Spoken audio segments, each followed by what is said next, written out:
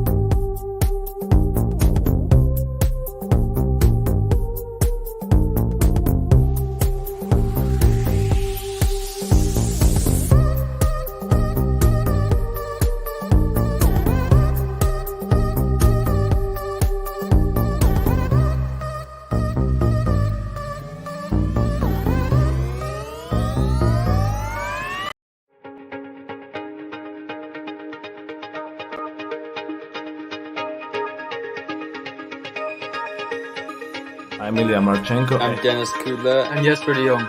I'm Henry Laakson. I am Francisco Cerundolo, and you are listening to the Game to Love podcast.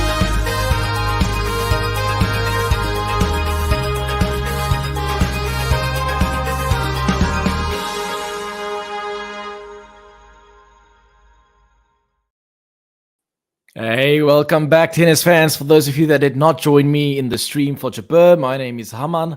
I'm from South Africa, and tonight we are watching Djokovic versus Casper Ruud, and we can see there Casper Ruud taking the first point already. He's on serve,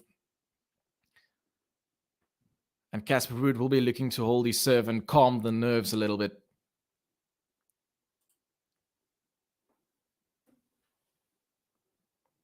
And the crowd is packed as Casper Ruud is now serving. A fault, second serve.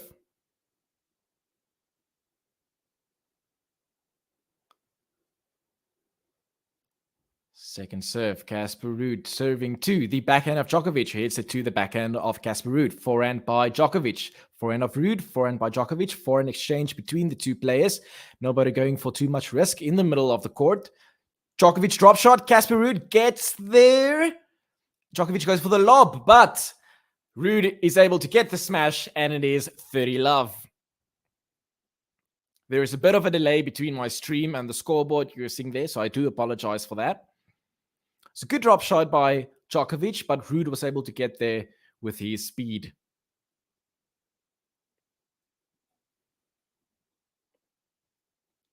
And the crowd is really getting into it early on already as Casper is serving. A fault.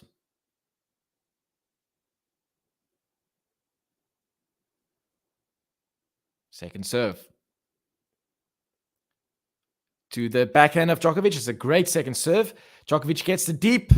Casper hits the net, and it hits the net cord, and it goes out, and it's 30-15. Right, I apologize for the delay. It seems like there was a long delay between the semifinals match of the women and this semifinals match. Casper Ruud now serving at 30-15. It's the first serve into the backhand of Djokovic. Djokovic gets it back. Good return. Ruud with a forehand to Djokovic backhand. Djokovic hits down the line. Casper Ruud gets there. Djokovic with a backhand cross-court. Ruud with a slice. Oh, it hits the line. Ruud with a forehand. Djokovic with a cross-court forehand. Ruud hitting his forehand to Djokovic forehand. Slice by Ruud. Djokovic forehand. It's it in. Casper Ruud slices again. Djokovic is now approaching the net. Hits it for a winner. Very clean from Djokovic, and it is 30-all.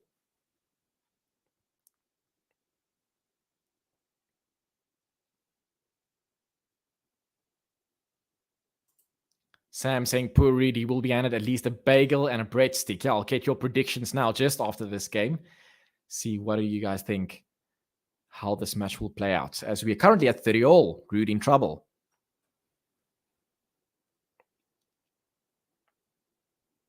Ruud serves.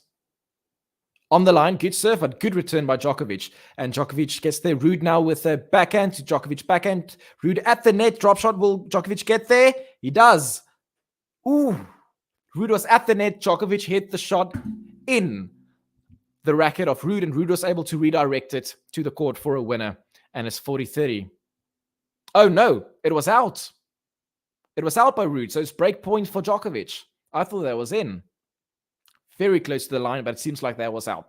So break points already by Djokovic. Are we going to see him take the first game of this match? Ruud serving. To the forehand of Djokovic. Backhand by Ruud to the backhand of Djokovic. Backhand by Ruud to the backhand of Djokovic. And they are just going backhand to each other. Ruud now with a forehand to the backhand of Djokovic. Ruud in control. Djokovic with a backhand.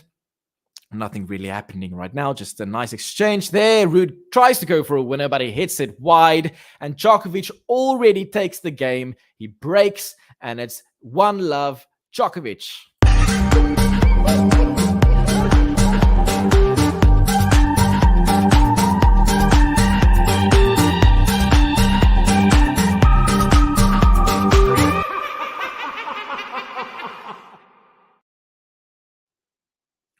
And Ruud is now arguing with the umpire. Let's see what he's trying to say. Yes, so the ball that I thought was in, it seems like Casper Ruud also thought that ball was in, and he only realized now after the end of the game that that ball was actually out. He can't believe that. And the commentators are also saying that they didn't hear anybody say it was out.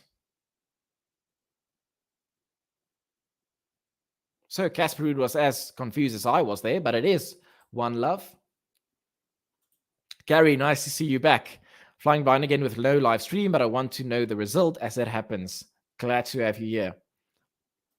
Snail, are Ben and JG coming in? Unfortunately, they are not. They are currently very busy in Croatia. Right, yeah, Lexi also saying that Casper thought it was in, and therefore deuce. He also didn't know that that ball was actually in. Djokovic now serving at 1-love. To the backhand of Ruud. Djokovic now with a forehand to the forehand of Ruud. Forehand by Djokovic to the backhand of Ruud, who hits it long. 15-love Djokovic. So we already have a fair indication of what we maybe could expect in this match. But tell me, what is your prediction for this?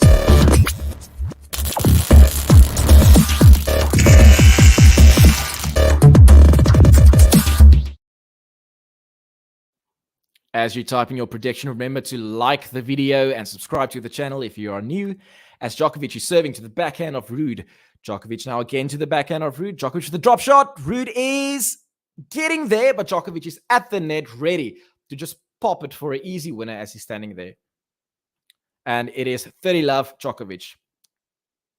And Djokovic looks in complete control.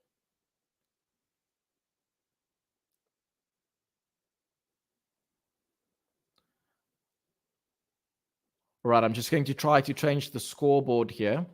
Seems like there's something wrong with the scoreboard.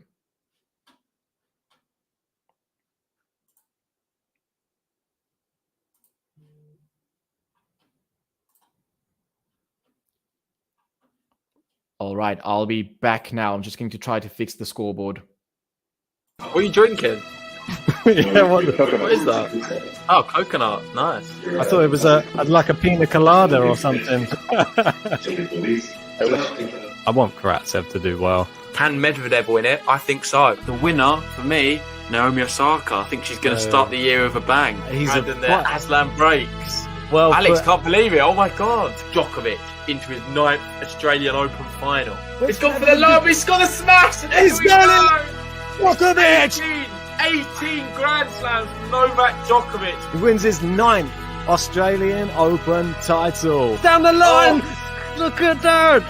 You can't write this stuff. Novak Djokovic. All right, and we are back. Apologies for that. As Djokovic is serving at 40-15, hits a fault. Going for second serve.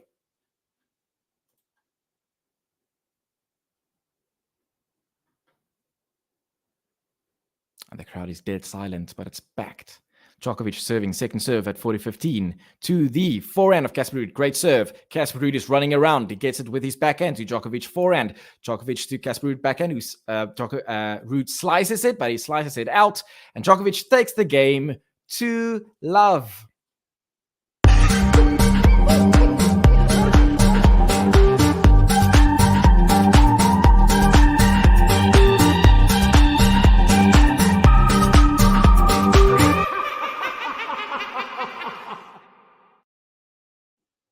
Lexi saying that she says Casper in 3.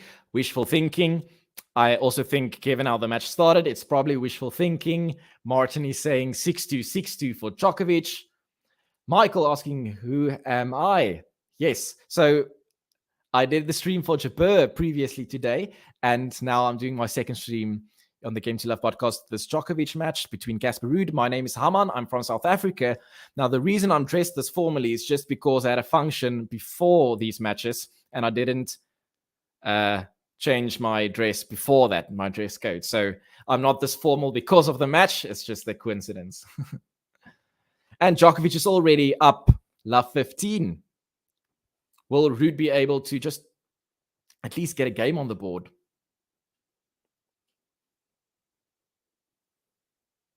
And the last 10 points, Djokovic has won 9 of them. Ruud serving to the backhand of Djokovic. Ruud to the forehand of Djokovic. Hits it long and is 15 all.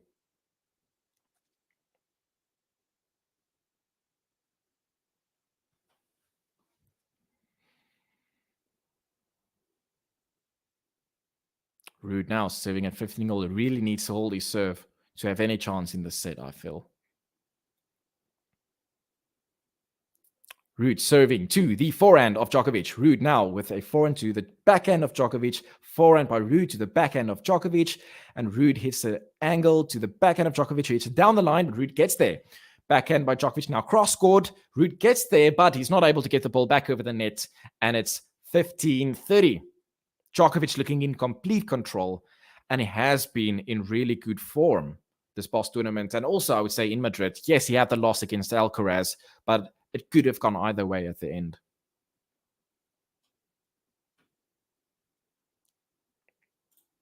Dubai saying Rudy's toast, Djokovic coming into form. Yes.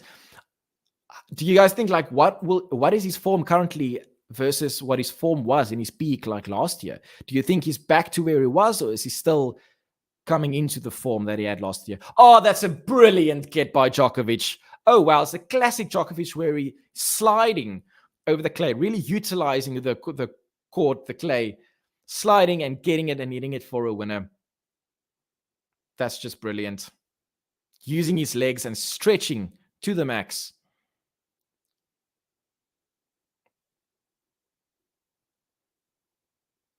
And it's 15-40. 2 breakpoint opportunities for Djokovic. Ruud serving to the forehand of Djokovic. Ruud now with a forehand. Djokovic running around his backhand for his forehand. Backhand by Djokovic, by Ruud.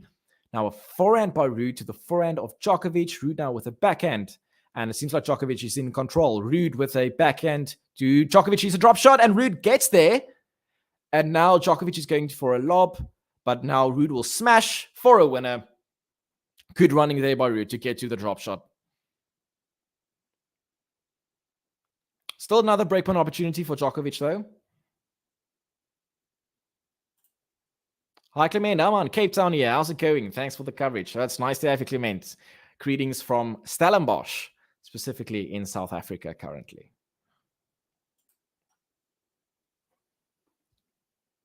Casper Ruud now needing to save another break point. Serving to the backhand of Djokovic. Djokovic return is out. Casper saves the next breakpoint as well. And we are back to deuce. And I must say, this is a must-win game for Ruud. And from a neutral perspective, you would want him to win this game. We don't want to whitewash. I understand, obviously, if you're a Djokovic fan, that's exactly what you want. But it will be nice to have a bit of a competitive match at least. As Ruud is now serving on the deuce side to the forehand of Djokovic. And now Djokovic is a forehand to the forehand of Ruud. Forehand by Djokovic to the forehand of Ruud as we have a forehand exchange. Slice there by Ruud. Djokovic is coming forward. And Ruud now with the backhand clips the net, but it's over. And Ruud tries to slice it, but he slices it in the net. And there's another break points opportunity for Djokovic. Gary saying, not sure he's 3 Grand Slam Nole, which he was last year, but he's definitely back. More slams will happen, I think. Yes, I agree with you. I think his form improved tremendously over these past few weeks. I mean, the way he looked in the beginning in Monte Carlo against Fokina and then in Belgrade, he's a different player now. As Ruud serves, and it's a fault. Second serve, facing break point. And the crowd is silent as he gets ready for the second serve to the backhand of Djokovic. It's a good return. It's deep. And Ruud is not able to do anything with that. And it's another break by Djokovic, and it leads the match 3-love.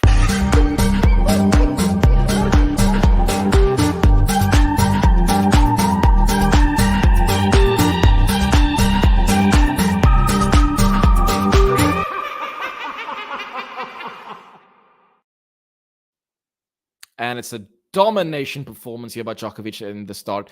Are we maybe looking at the possibility of a bagel or a breadstick? We'll see. Well, currently how Djokovic is playing, it looks like it probably will happen.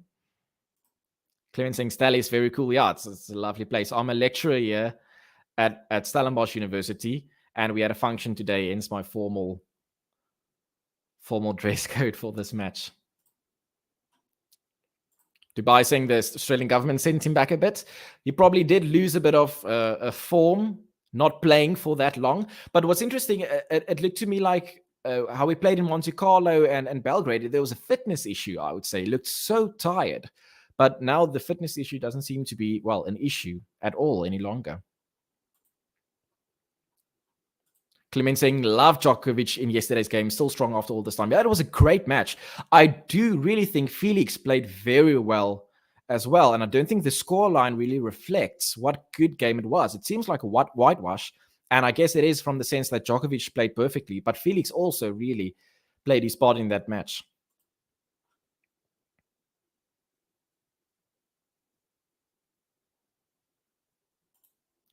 Trishan, are you from South Africa? Yes, I am. I'm from Stellenbosch. My name is Haman. I'm from Stellenbosch. All right, let's see whether Djokovic can take this even further.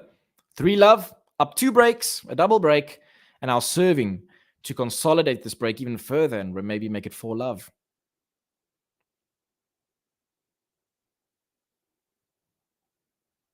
Djokovic bouncing it several times, as he usually does.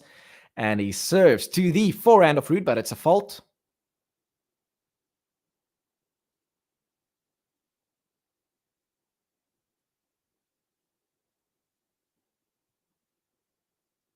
And he serves a second serve to... Oh, it's a double fault. Oh, but he bounces it a lot. Have you seen that meme clip where it's on YouTube there, where Djokovic and Federer, and then they edit it in such a way that Djokovic keeps on bouncing the ball for like 2 minutes, and Federer, he goes to his bench and all this stuff because he's just waiting for him to start serving.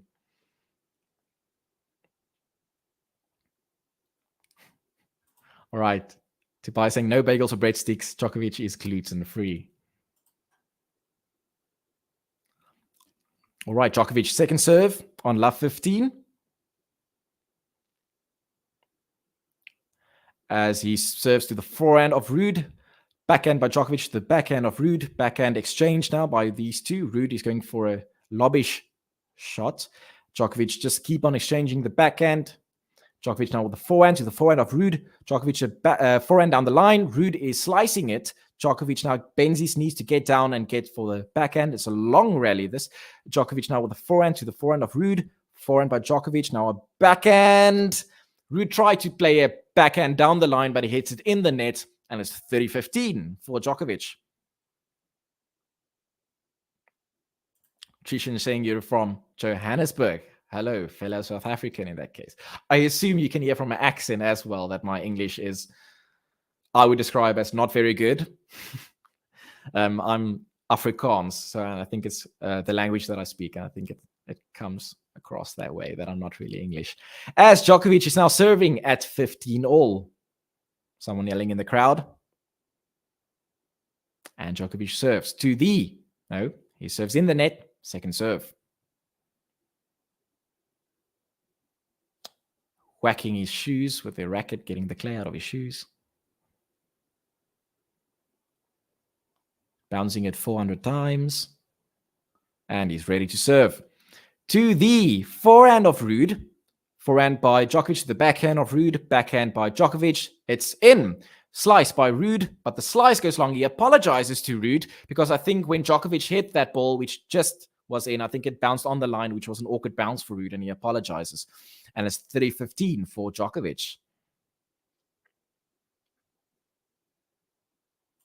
Clement saying Nadal and his twitches when serving are the worst. All right. I know we've got Cilic as well, who bounces a lot before he serves. So Djokovic to Ruud. Ruud with a forehand to the forehand of Djokovic. Djokovic hits it out, 30-all. And then you have other servers who are so quick, like Federer and Kyrgios. That's like 1 or 2 bounces, and there we go. And I think Medvedev as well. He also is very fast with his serves. Djokovic getting ready to serve at 30-all.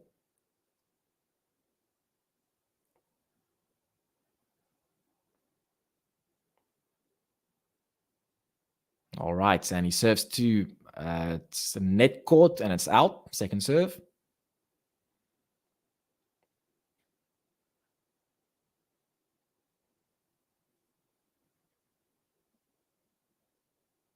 Still bouncing.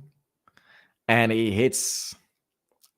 Ruud runs around his backhand to get to his forehand, and now Ruud with a quick forehand. Djokovic gets there, and it's landing in, and Ruud is going to go for the smash, but he smashes where Djokovic is. Ruud now at the net, or Ruud was then at the net, but then his volley wasn't accurate. He hits it long, and it's 40-30.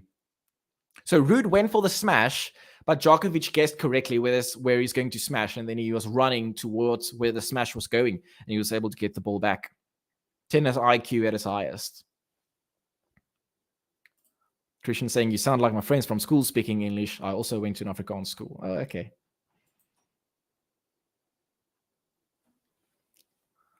And Djokovic serves a fault.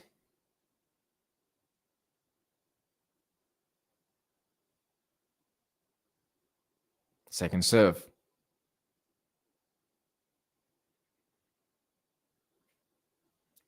To the forehand of Ruud. Djokovic now with a backhand to Ruud's forehand. Djokovic with a backhand who hits it out. We're going to deuce. We're going to deuce. And I feel like Ruud, if he wants any chance in the set, he has to break now. Dubai asking, is it me or does Novak bounce the ball more in the later sets? I haven't noticed that, but it's very possible and it makes sense, right? He's probably trying to get his breath back. And he may use the timer as is, as long as it's within the time. Clement saying, no, it's all you, Felicia. He doesn't really do that. Okay, Djokovic now with a backhand to Ruud's backhand down the line. Djokovic gets there and it's going to land in. Ruud is now going to try for the smash, but it's too far in the court. Ruud now with a forehand who hits it long. The defense of Djokovic is just insane. He's able to get to the ball and then he defends in such a way that it goes very high, but it also goes very long. So it doesn't really put Ruud in a position where he can attack from it because he's so far back in the court. So it's 14 baseline points won by Djokovic so far and 5 by Ruud. As Djokovic is in advantage and trying to serve to get a lead of 4-0. And he serves. Let, first serve.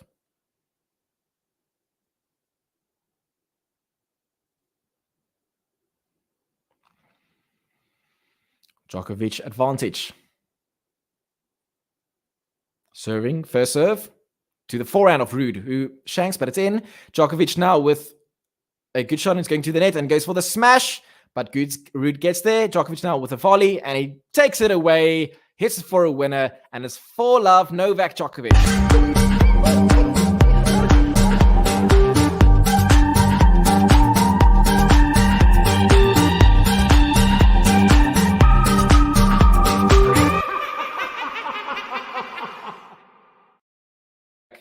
Novak just dominating this match.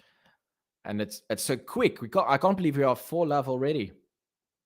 Clement asking Alcaraz for the French Open. And Warrior commenting that he hasn't even made a quarterfinal of a slam yet.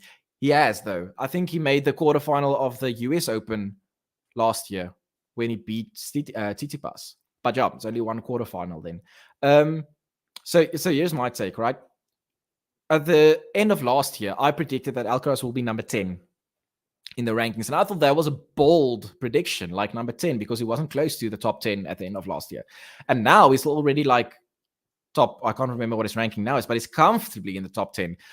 And I was like a week ago or 2 weeks ago, I was like, can people just stop hyping up this much? Because firstly, as Warrior pointed out, he hasn't reached a semifinal yet. And like comparing him now to Big Three already is ridiculous. But you must admit this hype is something that we haven't seen since the Big Three, because you can now look at the previous next gen, who didn't make it to the top, where they did well in tournaments, but then coming to the Grand Slam, suddenly they are different players. But there's nothing that suggests that Alcaraz will suddenly now be weaker in the Grand Slams. He's very physical, and there's nothing that suggests that nerves will get the better of him, seeing that he's won 9 finals and lost none of them. So I don't think nerves are going to play a role in him competing at Grand Slam level. So I really do think that he has a good shot of winning a Grand Slam, and why not the French Open? As Rudy serving at 30-love, it's a fault. Sally saying Djokovic and Cilic are the worst defenders of ball bouncing a million times. I think those two are the two that I can think of on top of my head bouncing it the most. I remember the match between Federer and Cilic in the French Open last year. What happened is that Federer was not ready to return, and then the ref gave him, or the umpire gave him a warning for that, and then Federer was disgusted because he's like, well, Cilic is taking so long to serve that I don't want to just stand there and wait for the serve, so he must tell me when he's ready, and then I'll be ready to take the return, which was interesting response in his press conference. As Djokovic is now, the Ruud rather, is now trying to get his first game on the board at 40 love, serving second serve to the backhand of Djokovic.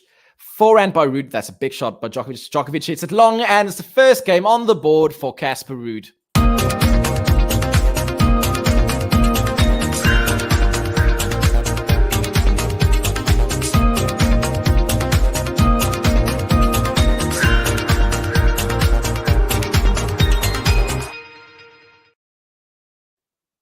All right, so that's a relief for Casper Ruud, getting on the scoreboard at least. So it won't be a bagel. Is it going to be a breadstick? That's the question. Snail asking, Haman, did you follow the Liverpool versus Chelsea? I know that they were playing, but I don't follow football or soccer, whatever you prefer to call it, any longer. And it's very simple, the reason for that. And the reason is that I was an Arsenal fan. So I was watching like every week, and then like, let's say 2 years ago, I was just like, I can't take this any longer. It's just too hurtful. Every year, the same story. So I'm an Arsenal fan, but I don't follow it closely any longer because it's just too painful to watch being an Arsenal fan. So what happened between Liverpool and Chelsea? Was it a Premier League match that they played?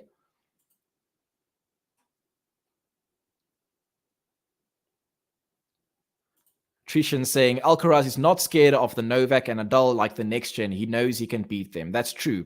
But I think also it's a fine line between confidence and arrogance. And I feel like maybe a problem with the previous next gen was not maybe a lack of belief, but also just too much arrogance, where they make these claims that, it's interesting to note that as soon as Zverev said at the beginning of this year that he's now part of the new big three, then suddenly he's lost form completely.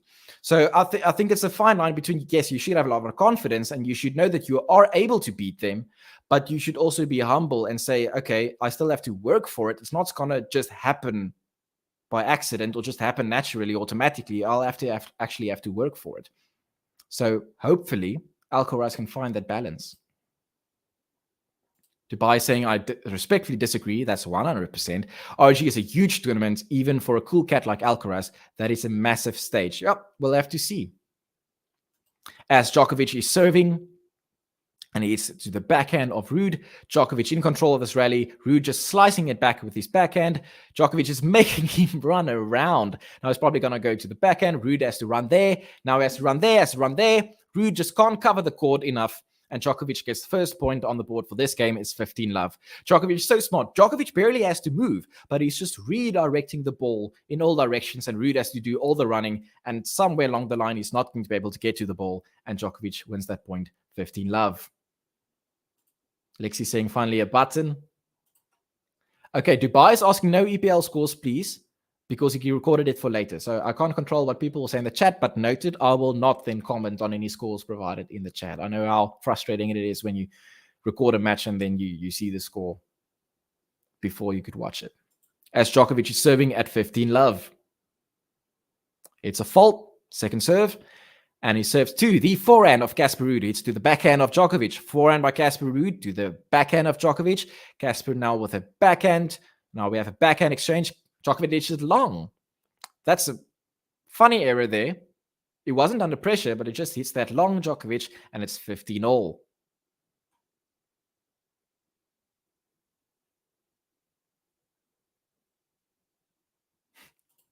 Amancho is saying, don't waste your time watching the final tomorrow because Djokovic will win tomorrow easily. Well, if he wins today, right? If he wins today, you never know. Sport doesn't have a script like a movie. Anything can happen. So if he wins today, well, then we have a rematch of the French Open final of last year. And we know what happened there.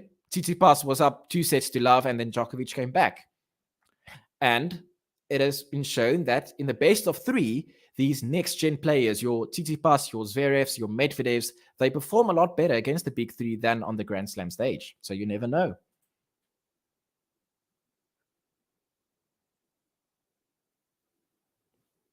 And serve by Djokovic to the forehand of Ruud, but Ruud hits it out, and it's 40-15. Liam asking, does Haman speak quicker than me? I think it's close. Okay. Yeah, I think I'm speaking quickly because I'm trying to follow the match live and speak like what's going on. So that is a bit tricky. All right, Djokovic serving at 40-15 to the backhand of Ruud, who returns. Was that in? I don't think it was, but they say it is. Djokovic now with a backhand to Ruud. Forehand's going for a drop shot. Oh, that's a beautiful drop shot by Casper Ruud. That was just beautiful. So there was a shot by Ruud where he hit the line. It clipped the line on Djokovic's side, and Djokovic was like, ooh, difficult to handle, and he hit it back, but then it was a beautiful drop shot there by Casper Ruud. I don't think even Djokovic attempted to get there, and it's 40-30. Liam saying it's a compliment that I speak quickly. Thank you very much. All right, and we've got Djokovic serving at 40-30.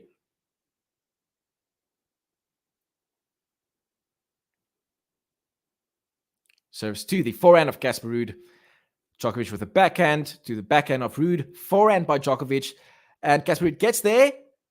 Well done. Djokovic now. They're on middle of the court. Rally reset. Djokovic with a backhand to Casper Ruud. Backhand who hits it long, or wide rather. Djokovic takes that game, and it is 5-1 Djokovic.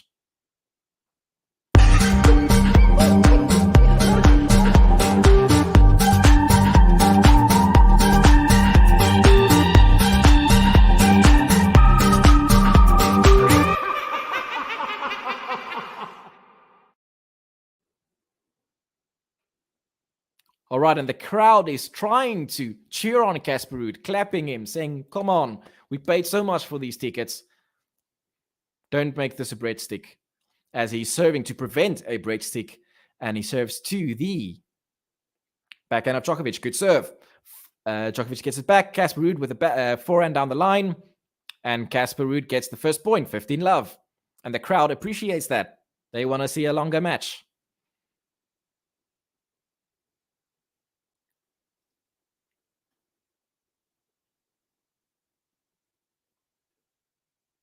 May asking, has that been done? 7-5 set wins in a slam. I'm not sure I understand that correctly.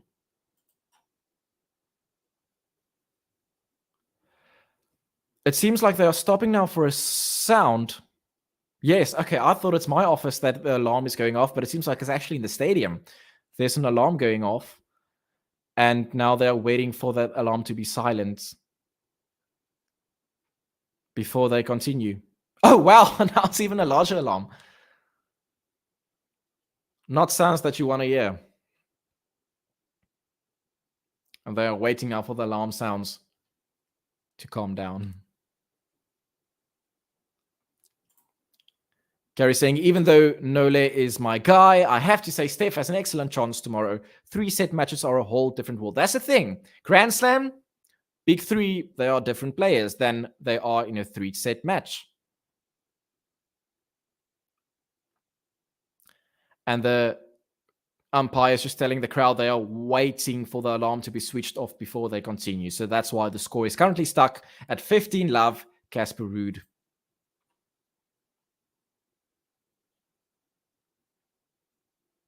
And the thing is, Tsitsipas is in great form. Won Monte Carlo.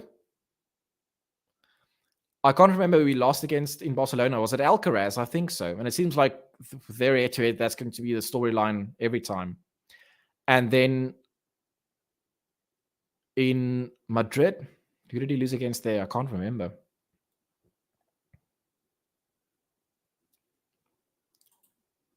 They are saying Djokovic is reaching peak form for Paris. Casper lacks variety, but has continued improvements. Yeah, I think Djokovic is really getting into the form where he wants to be for French Open. I assume a lot of Djokovic fans were worried watching how he played in Monte Carlo and Belgrade, but it seems like he's now peaking, as he usually does. Textbook Djokovic, ready for the Grand Slam. And the alarm is now silent, and they will resume. Ruud serving at 15-love.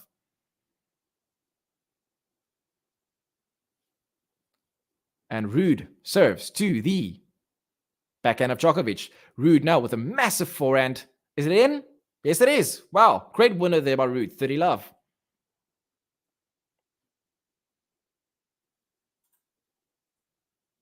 I can 100% guarantee Arman knows at least one coding language. He seems like an intelligent specimen. Wow, that's a nice compliment. Thank you very much. Yes, I do. I'm not a programmer. I'm an accountant, but I do know a few programming languages. I'm not like a programming expert by any means, but I know a bit of C and VBA. I use a lot in Excel, Visual Basic for application. I don't know where that came from, but okay. As Djokovic is now serving. Djokovic down the line with his backhand. No, Ruud is serving, sorry.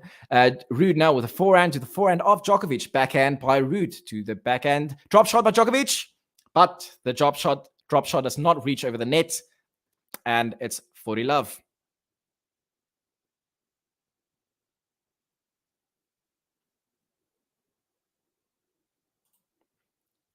Yes, May saying Alman looks very dapper. So just to, once again, remind you that I'm not dressed for the match like this, unless you want me to wear this formal dress code every match. But no, it's just a coincidence. I was at a function just before this match, hence my formal dress code for this match. As Ruud is able to serve it out, and it's 5-2. So it won't be a bagel, it won't be a breadstick. Djokovic will now be serving out for the set, but maybe Casper Ruud can do something about it.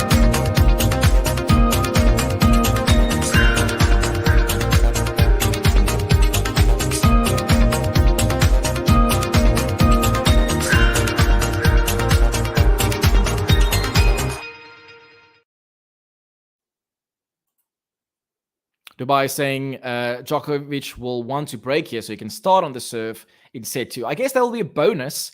I don't think it's very important because it's not really a tight match. If it's like, let's say, 4 sets in a Grand Slam in the 5th set, and then you want to serve first because then nerves is going to play a big role. But I think at this stage, Djokovic is cruising so comfortably that I think serving first will just be a nice bonus. But I don't think it will be such a big thing or important thing that will influence the match.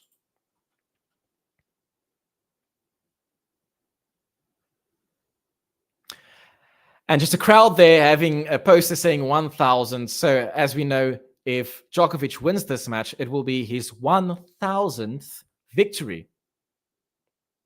I wonder whether they will have like a small ceremony for that. I remember with Federer, when he won his 1,000th match in Brisbane, what year was that? 2016, I think, where he won his 1,000th match. There was like a small ceremony with like these 1,000 big numbers on the court.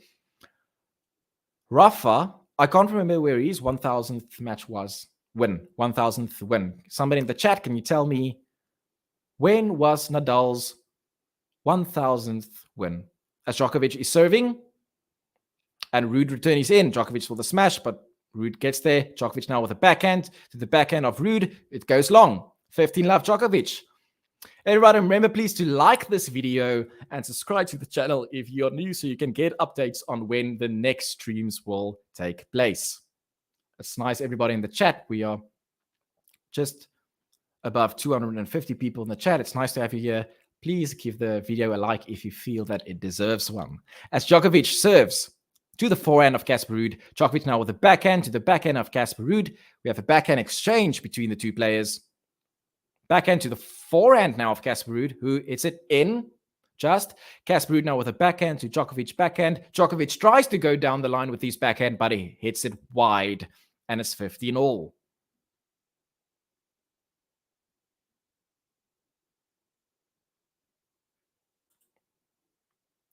Yes, yep, there will be the 1,000th win for Novak Djokovic.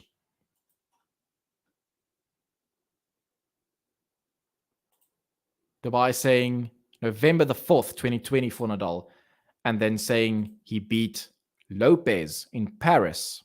So was it the Paris, the hard court masters, I assume?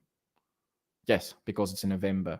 Did they have a ceremony for him as they did for Federer, or was there no ceremony? As Djokovic is serving a fault.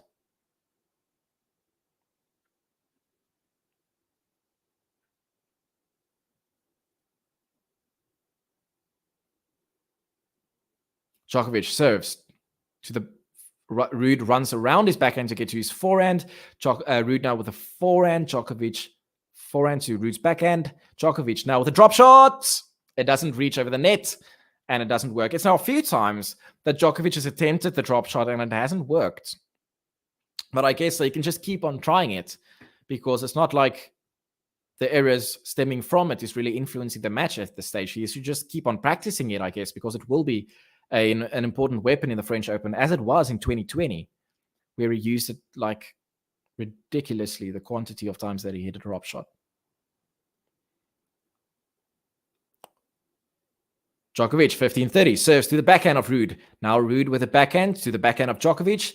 Forehand of Ruud, and they are keeping the ball in the middle of the court, going safe. As we have a forehand exchange now between the two players. Ruud now with a slice backhand. Djokovic, oh, that's a nice forehand cross. It's a great camera angle where they show like the cross-court angle. Ruud hits it in the net, and it's 30-all.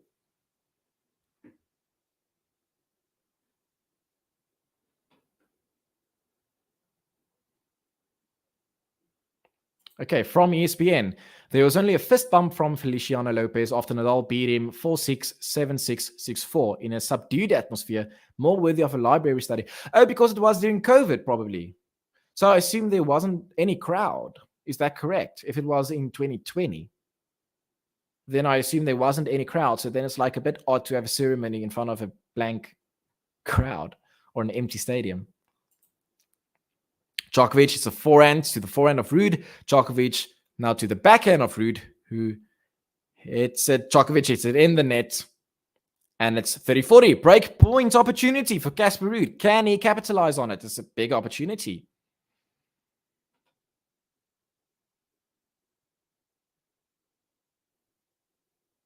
So Djokovic has already had 4 break points, of which he won 2.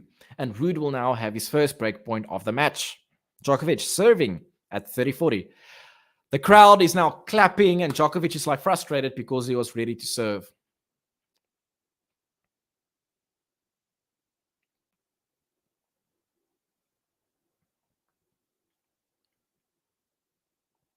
Time violation, Mr. Djokovic.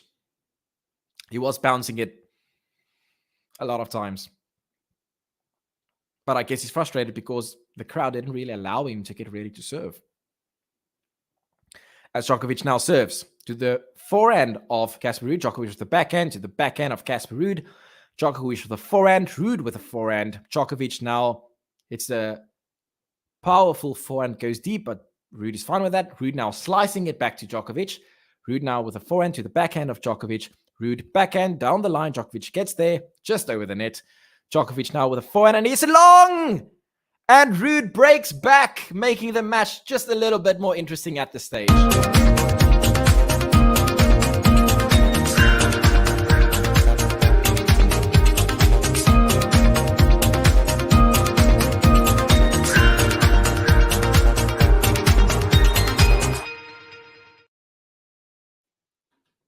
Okay, do we have a match in our hands? The crowd is very excited about this. They just want to see a longer match. Djokovic is frustrated. You can see, like, with the time violation, he's like going like this.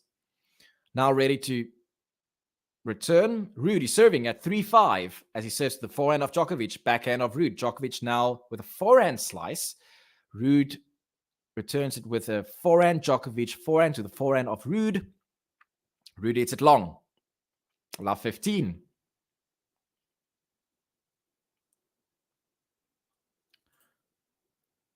Dubai Felicia confirming, yes, it was COVID in a 20,000 seat stadium left completely empty because of the coronavirus. Yeah, that's very unfortunate.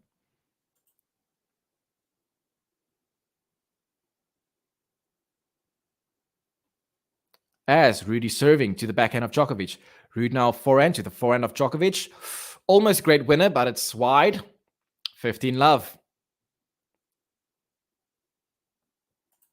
Dubai saying Federer's 1000 was on the 11th of January 2015. Okay, so I thought it's 16, but it's 15. He defeated Milos Raonic. Yes, I remember that. I watched that game in the final of the 2015 Brisbane International to record his 1000th win on the professional tour.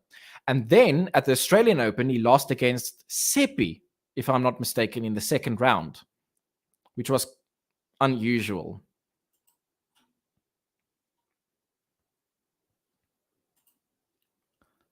Liam saying, I would love it if Casper Ruud can do this. And Gary saying, I didn't think this was going to be that easy. Ruud is relentless. Relentless.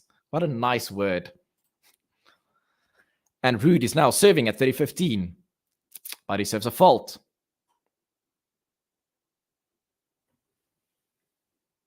Second serve.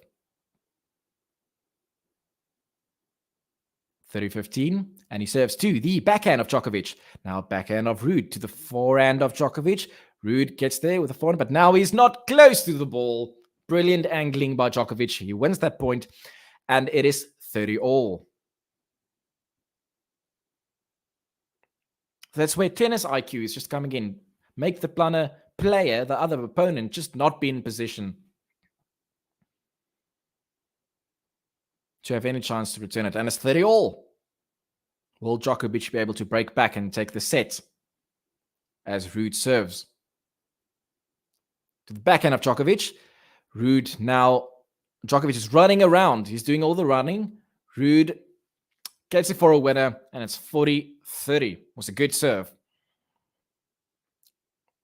Both players are serving quite well, especially Ruud. I see now 74% first serve in.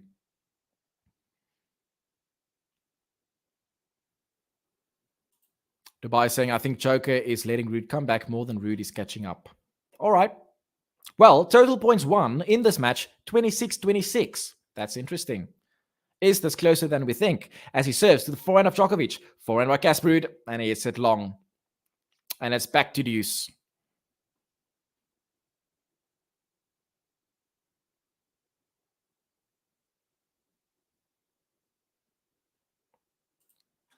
Liam is saying that as a soft spot for Ruud, just on she has champions mentality. I hope he can get a Masters soon. Yep, it was fairly close against, who was it, against Fritz in the final of Indian Wells. And he has like, what, 280,000, 250 titles. As Djokovic hits that return long.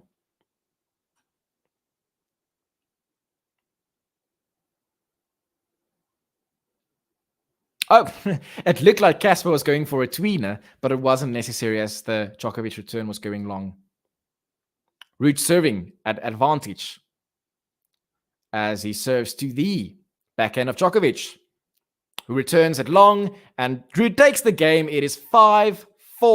Djokovic will now be serving to take the match, but it's not over yet.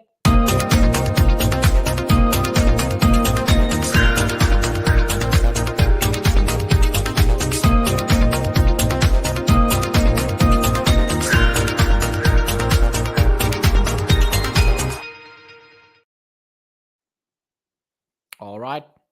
Djokovic will serving for the 5-4. Currently are at the changeover. Dubai Felicia asking Eamon, did Kevin Anderson get some kind of farewell even in South Africa when he retired? And my response will be no. In fact, I think there are a lot of people in South Africa that doesn't even know that he retired. It was a very anticlimactic way, just posting it on Twitter instead of just a farewell match or something.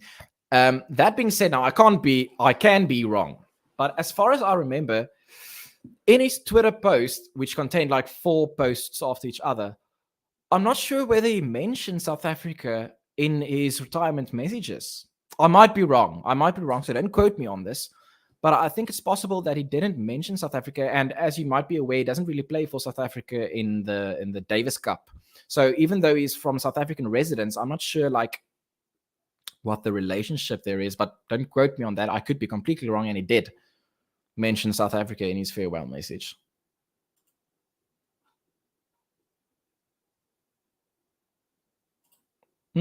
Jared saying never going to take Ruud seriously until he beats someone elite. Fair point. I mean, he's never beaten Djokovic. In fact, he's never taken a set off Djokovic. This is the 3rd match, and both the previous matches has been straight sets. Has he taken a set off Nadal? I'm not sure. Maybe you can tell me in the chat. I'm pretty sure he hasn't beaten Nadal yet. And I don't know if he even faced Ruud. I think faced Federer. I think he did. But that was obviously when Federer was still active on tour.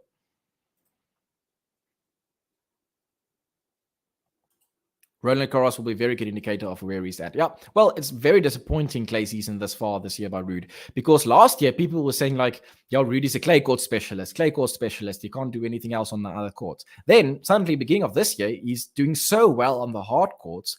And I was thinking at this as well, if he's doing this well on the hard courts, imagine how good he's going to do on the clay courts this year.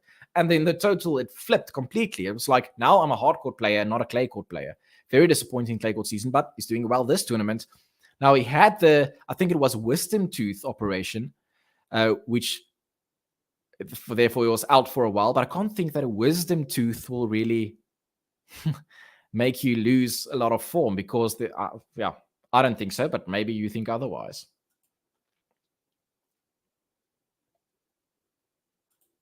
Jamie saying probably won't make the second week. Interesting take. I think it will also probably depend on the draw. You could get a very uncomfortable matchup like a Murray or a Thiem or a Wawrinka or like a Cuevas in one of the early rounds, which could be difficult. Lost against Fokina.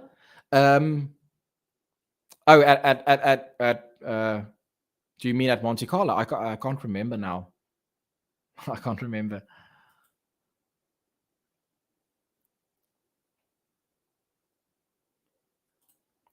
Jared saying there's a lot of people in South Africa that don't even know who he is, that referring to Kevin Anderson. I'll get to that now. Let's just watch this game here as Djokovic is serving for the set, as currently 30-15. As Djokovic is trying to close out this set.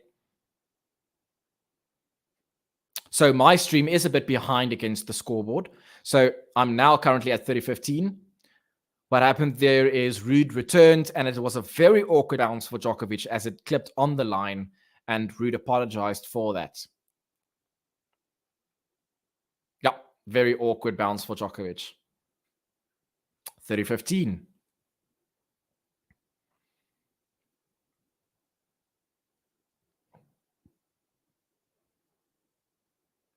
And Djokovic is taking his time. He has to be careful. He already had a warning as he serves to the backhand of Ruud. And now the forehand of Ruud to the forehand of Djokovic. And we have a nice and riskless forehand exchange. Now the backhand of Ruud, he hits it wide. And it's 40-15 and Djokovic is pumped. I think he was getting frustrated. He wanted the set to be over long ago. And now we'll have the chance to serve it out at 40-15 for the set. 2 set points on his serve.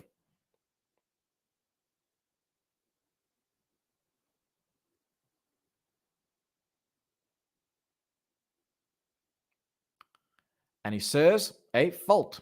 Second serve at 40-15. Djokovic just taking a breather. Tells himself, calm down. Let's just reset our mind and try again.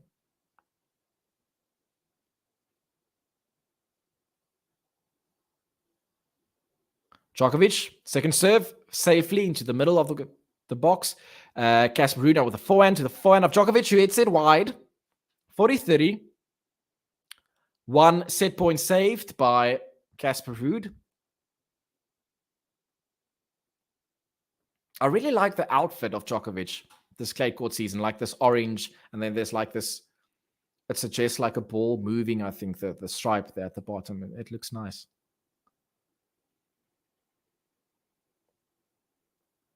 As Djokovic is getting ready for his second set point opportunity. And he serves a fault. Second serve.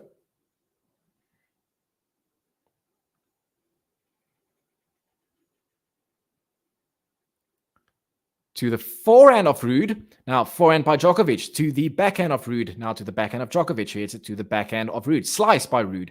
Now Djokovic going to the forehand to the backhand. Slice again by Ruud. Djokovic now again to the backhand.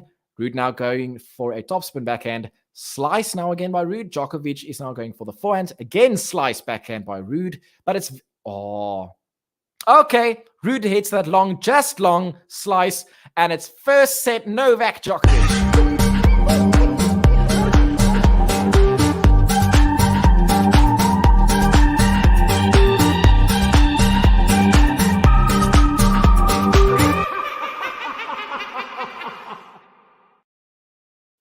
And it's 6-4, Novak Djokovic. And he looks relieved that this set is over, because at a stage it looked like it can be a breadstick or a bagel, because it was 4-love. And now 6-4, but it's brilliant play by Novak Djokovic. Jared asking, where in SA do you live? Used to live in Valtevreden in Johannesburg. So I'm in Cape Town, more specifically in Stellenbosch. Dwight saying Wawrinka is a total X factor. How do we even... I can't pronounce that word. So I'm not going to try. How do we even gauge? That's definitely wrong. His fitness. Yeah, so when he played Bublik in the first round of Monte Carlo, Bublik was able to beat him. And for Bublik to beat anyone on clay says a lot. So, and then they asked Bublik in the interview afterwards, like, how were you able to beat Wawrinka? And Bublik's response was, the only reason that Wawrinka lost that match was due to fitness. He's not fit enough yet. So yeah, it's difficult to assess what fitness level Wawrinka currently has. Bigfoot saying Nole is making the same mistakes he did against FAA, not serving out the set. And the crowd's rooting for Ruud has made him uncomfortable. His serve is just below average today. Okay. Well, yeah, I think if there's anyone that has experience on how to deal with crowds that are not necessarily on your side, that will be Novak Djokovic. So he just has to keep level-headed. But yeah, it's an interesting trend that you are identifying the not being able to serve out the sets. And at his age, and now he's becoming one of the older guys, in a Grand Slam, you really want to, these sets that are coming to its close, you really want to close out those sets and not waste unnecessary time. Jamie saying, if Tsitsipas can't beat this version of Djokovic, forget beating at French in the best of 5. Well, so that's an interesting question. Like, what indication will, let's say Djokovic wins tonight, and tomorrow's match, what indication will that be for the French Open? What effect will the outcome of the final have on the power rankings for the French Open? Interesting question. Dubai saying Nole's first serve is a bit off, it seems. So his first serve percentage is 65%. And win percentage points win 65%. So it's a bit off. It's probably not that bad, but it probably can improve a bit. They are saying it was anticlimactic. You were hoping that Ruud was going to make a comeback suddenly, but it was not to be. Gary saying a bit of a drop-off in form today for Novak. Well, he was charging in the beginning of the match with a 4-love. But, yep, the question now is when now it became 6-4. Was it due to Ruud improving his game, or was it due to Djokovic dropping off in form later in that set? Well, maybe the second set can give us a bit of an indication. As Ruud is serving first in the second set, and it's 15-love. Lexi saying Novak shouldn't mind the crowd. They're not cheering for Casper anyway. They wanted a good match. That's true. I agree with that. I think they just wanted a longer match. You don't want to pay that amount of money and then it's like 2 bagels. And Djokovic is unable to return that serve, and it's 30-love for Casper Ruud. He would really just want to capitalize on this first game, and let's get this first game on board, because you don't want to start the second set behind as he did in the first set. Matthew saying that Novak was sublime at 3-love, but then his intensity level dropped. Or maybe he started to become too comfortable. And Djokovic is down. He fell in returning, but he seems fine. Don't worry, for those of you that are maybe listening while driving. It seems like he's fine. It's not an injury. But it's 40-love for Casper Ruud. I would ask in the chat how many of you are driving currently and listening, but obviously you won't reply, and you shouldn't while you're driving. But I like to listen to the tennis podcast live whilst driving. That's a nice way to follow the match. As it's 40-love, Casper Ruud. Oh wow, and it's an ace. Well done, Casper Ruud. He gets on the board with his first game.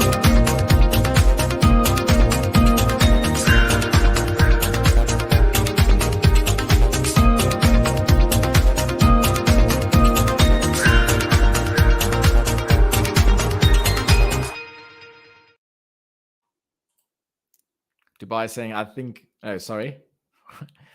Jamie saying, Haman a bit underdressed for the stream. I do apologize for that. The thing is, yeah, my hat, my neat and formal hat, I forgot at home, and I do apologize for that. I hope you can forgive me. No, No, but hats on the thing. Is it? I'm trying to describe a even more formal thing, but I can't think of what would make it more formal. All right, let's see what's happening in the second set as Novak is now serving.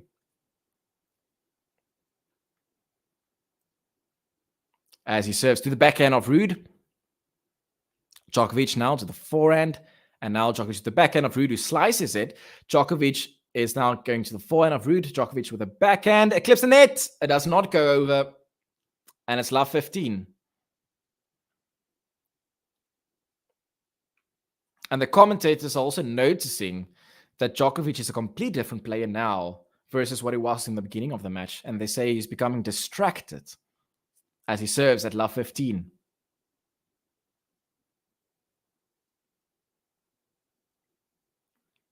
And he serves to the forehand of Ruud. Djokovic now with the forehand to the forehand of Casper Ruud. Djokovic with the forehand. It's in. Casper with the backhand, who hits it long or wide rather. And it's 15 all. Jared saying, or Jade, I'm sorry if it's pronounced incorrectly. I think it all comes down to the draw with the French Open. If Alcaraz, Nadal, and Djokovic are all in the same draw, I like Tsitsipas' chances. Yep. And that's exactly what happened in Madrid, right? All of them in the same draw. And then it's a bit like, it's fun in the sense that it's fascinating to have that quarterfinal matchup, but it's then a bit disappointing in the other side of the draw. As Djokovic is an ace on the line, Ruud is going to check the mark, and he is asking the umpire which mark is it, but he's fine. He says, okay, fine, that's an ace. Yeah, I think also the draw, what can be interesting is that Nadal, I think he will be seeded, correct me if I'm wrong, but I think he will be seeded 5th, having now lost early in Madrid or Rome and Madrid. So I think he will be seeded 5th. So you could have some interesting early round matchups. And the same goes for Alcaraz. He could also have an interesting first or second round matchup. So I think it will be important for Alcaraz that he doesn't underestimate any of his opponents in the earlier rounds and not think, okay, I'm only going to start focusing really hard by the quarterfinals when I'm facing a big three. No, you'll have to focus from the beginning if you have an awkward first matchup, like, for example, against a Wawrinka, a Murray, or a team, which can happen. Jamie saying, if Ruud wins a set, I'll be amazed. Well, let's see. Currently, it's 30 all. Djokovic serving. So this is a bit of an opportunity here for Ruud, as Djokovic is now serving his second serve to the forehand. It's an aggressive return by Ruud. Ruud now with the forehand to the forehand of Djokovic. Ruud with the slice. Djokovic gets there. That's brilliant. Redirection from Djokovic. Good footwork. And Djokovic is now up 40-30.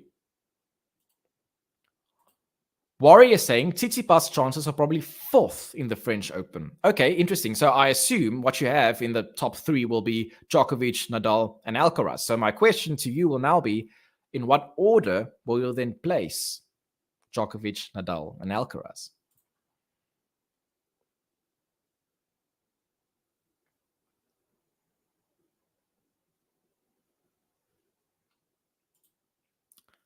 As Djokovic is serving at 40-30.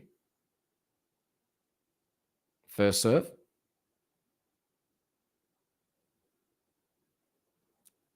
It's unreturned. Brilliant serving by Djokovic, and it's 1 game all. Djokovic is in this.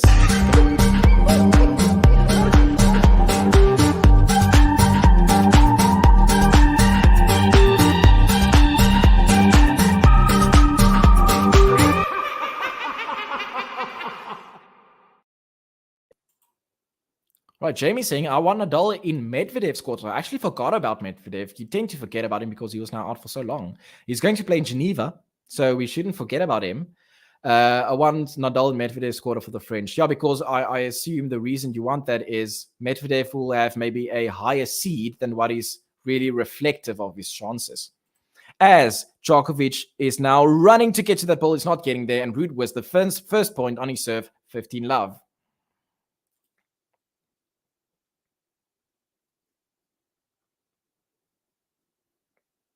Jared asking how many different hosts are there now on Game to Love? And the answer is 375. No, I'm not sure. So as you probably can understand, JG and Ben, the legends they are also very busy. And they have their full-time job. So they're looking at some people that can help them out on this channel.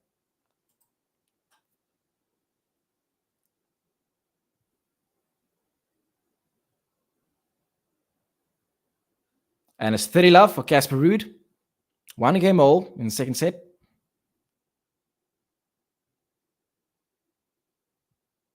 As he serves.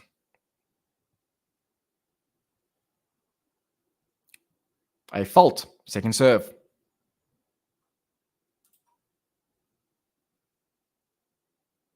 Second serve at 30 love.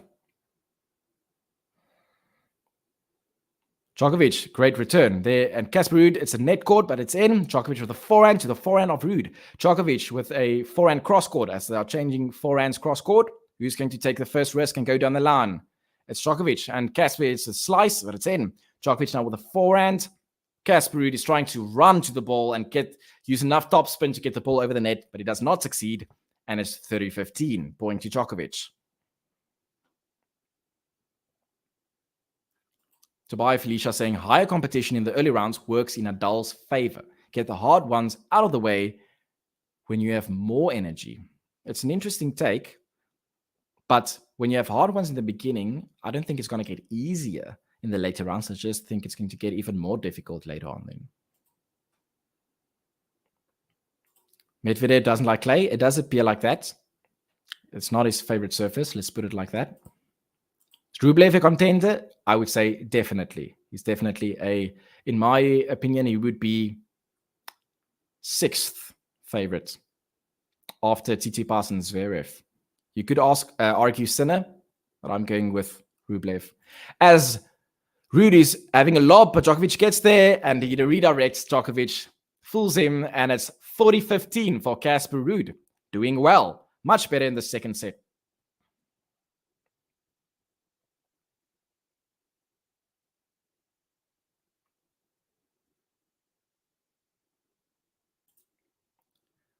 So yeah, saying Ruud needs to break serve for added confidence and, of course, to stay in the match. Yes. But at least he's holding his serve well. As he serves now to close out this game at 40-15. He serves to the forehand of Djokovic, who with a great return. Djokovic now slicing, Ruud running to the net. Djokovic is going to try to pass. He lobs. Good lob by Djokovic. Ruud is not able to get there. It wasn't a winner lob, but Ruud wasn't able with the lob to go backwards and try to smash it in court as he smashed it out, and it's 40-30.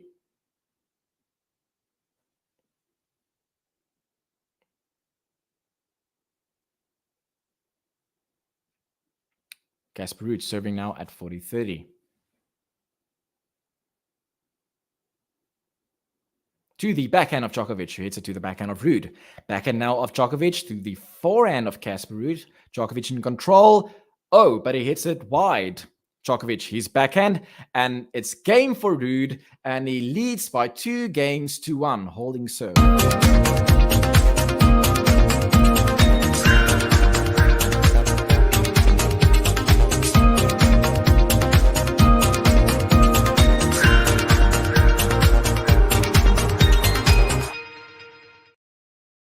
All right, so it seems like the second set is a bit more competitive than what the first set was. Remember to hit the like button if you are enjoying this coverage and subscribe to the channel if you're new so you are kept up to date with new streams coming your way. So Djokovic is not looking completely comfortable, as you would hope if you're a Djokovic fan. But it's definitely not poor. He's not playing poorly. He's just, I think, frustrated. I don't understand why, really.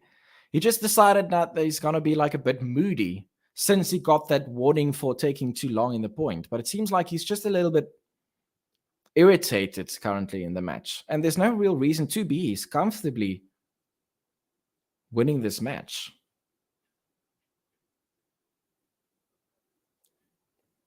Okay, so Flaming Hot Fry Guy, I assume you just joined the stream asking if I'm going to a wedding. So I was at a function previously this afternoon, and then I didn't change before this stream. So that's why I'm a bit overdressed for this stream. Jared saying the winner of Roland Garros is coming from Tsitsipas, Alcaraz, Nadal, and Djokovic. Yep, I 100% agree with you. So I would put Zverev next in the power rankings behind those four. That being said, I don't think he has a chance I don't think he stands a chance of winning it, but you have to put someone in number 5. But yeah, I think the gap between those 4 and the rest in terms of power rankings for a Grand Slam, I just think with Zverev's record in Grand Slams, I don't think his first Grand Slam is going to come at this Roland Garros. Djokovic serving at 1-2, and he serves a fault. Second serve.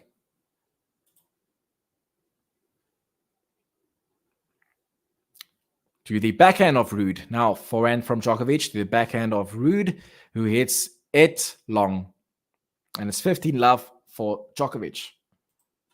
Matthew saying Novak playing late night versus Felix, and that match extended might be having an impact on this match, I assume. Yeah, that is an interesting take. And this, I think what you maybe mean there is that there was the late night match yesterday, and this match got extended, and that might be playing on his mood. Very possible. And Ruud now with a forehand to the forehand of Djokovic. Ruud with a backhand to the... Ruud hits it long with his backhand, and it's 30-love. Dubai saying Brooksby will win it all. Well, put your money where your mouth is. So go make a bet for Brooksby. No, don't. That's what was not financial advice. Don't quote me on that. But yeah, if you think he's going to win, then you can make a lot of money. Matthew is saying that I think he's frustrated because his level has dropped and he can't get it back. So this has become a more tricky task. Yeah, I think that's a very good comment there. As Djokovic is now playing to the backhand of Ruud. Djokovic with the backhand to the forehand of Ruud. Djokovic now with the forehand to the forehand of Ruud. Now we have a forehand exchange between the two. Going to the backhand of Djokovic. Ruud now with the forehand. Ruud looks in control of this rally. As Djokovic hits it in the net, his backhand. And it's now 30-15.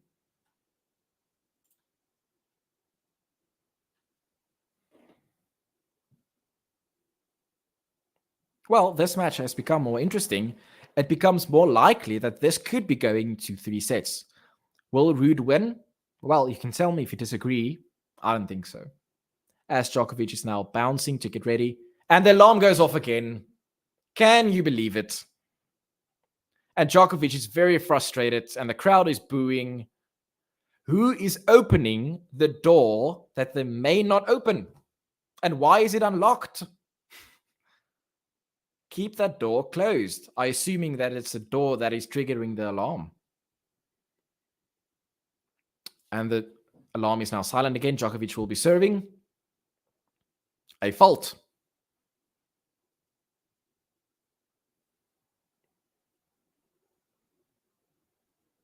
Second serve. Djokovic at 30-15.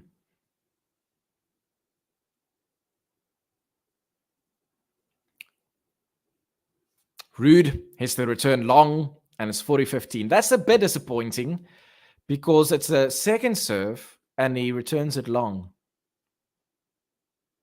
You might argue it's a good thing that he went for broke, maybe, but he didn't capitalize on that slow second serve.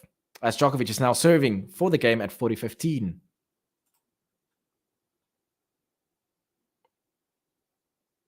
And he serves a fault against the net. Second serve. Oh, I really like his outfit.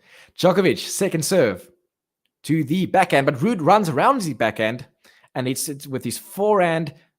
Ruud now with the backhand, it's it long, and it's game Djokovic, 2 games. The umpire is going to check the mark. Umpire is confirming that it is long. It's game Djokovic, 2 games all.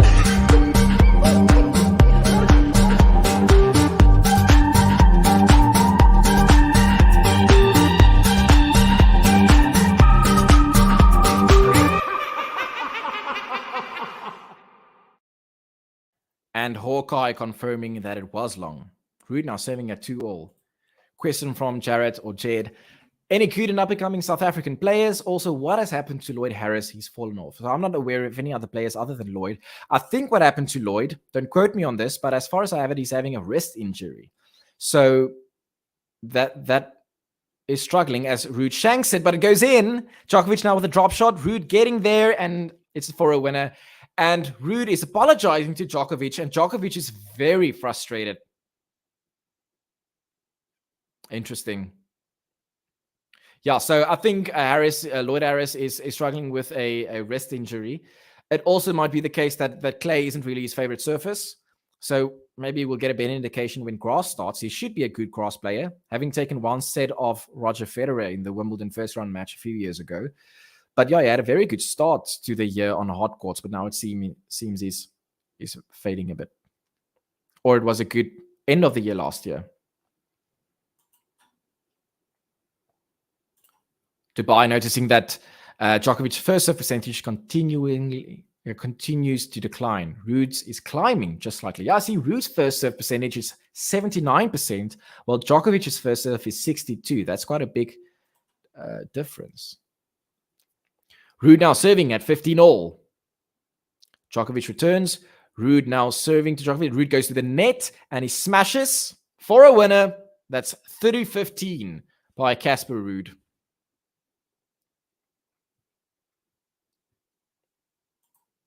Dubai asking, does South Africa have any women players of note? Not that I'm aware of. Let's see quickly. If I say South Africa women's tennis ranking, an interesting question.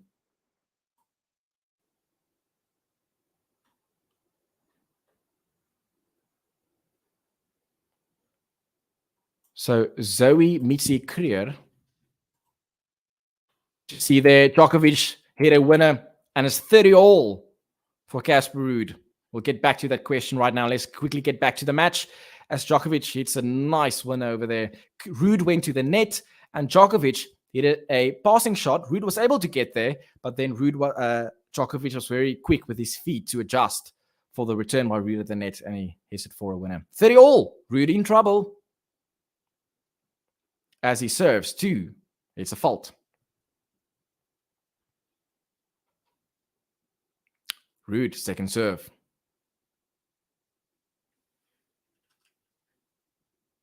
To the forehand of Djokovic. Ruud now with a backhand tries to wrong foot Djokovic, but Djokovic was ready for that. Djokovic with a forehand in the net as 40-30, and Djokovic is frustrated, smacking his racket against his head. So let's just see here the top-rated South African women. Where is she rated in the WTA rankings?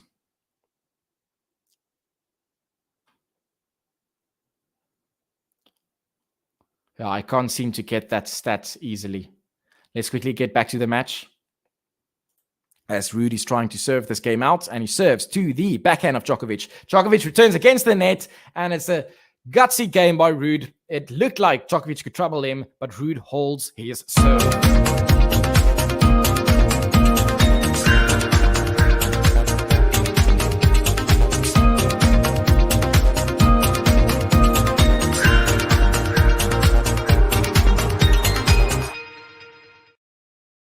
All right, Ruud holding his serve there. It looked like Djokovic could maybe take a break over there, but he holds his serve and he leads the second set 3-2. Remember to hit a like button to the video if you are enjoying this coverage, and hit the subscribe button if you are new to this channel to keep updated of the latest streams. So get back to the question of whether South Africa has any women players of note. I've noted now. So our highest ranking for our women is Zoe Krier. She's the top-rated ranked woman from South Africa, and she's ranked 434th. So, to answer your question respectfully, no.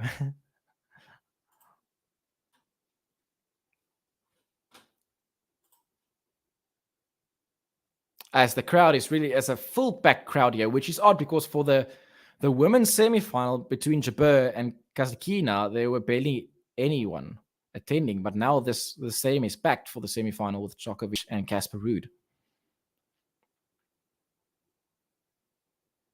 And I think they'll probably be glad if this goes to a third set, as you want value for your money.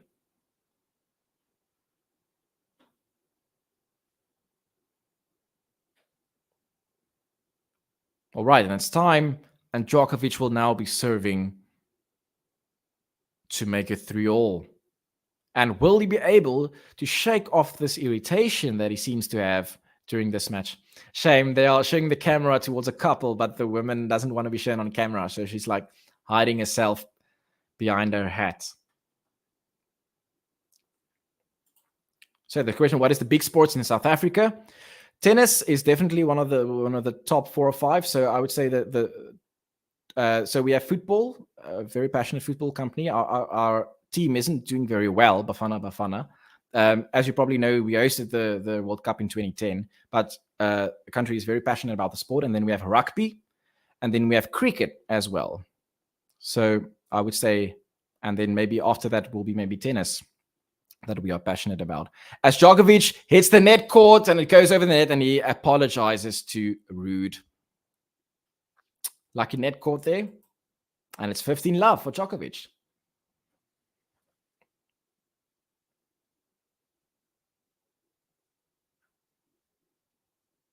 So it hit the net cord, and Ruud was not able to get there in time.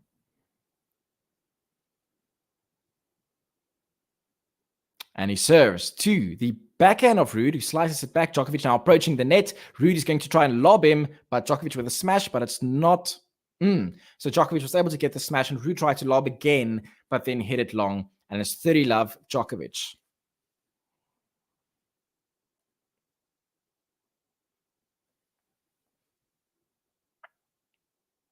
Love, Djokovic serving at 2-3. Taking his time. And he serves a in the net second serve.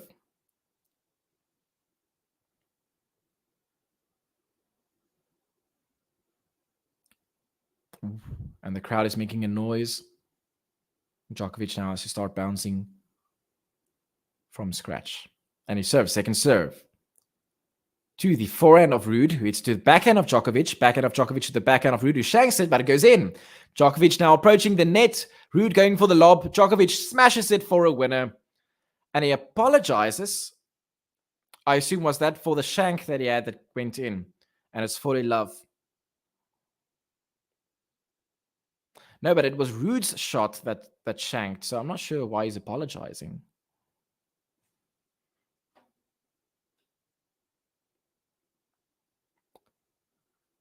And Djokovic serving at 40-love. He serves it to the backhand of Ruud. And now Ruud with a forehand to the forehand of Djokovic. Slice by Ruud. More like a drop shot. Djokovic gets there and he's at the net. He puts it away. And that's 3-all. Djokovic takes the game.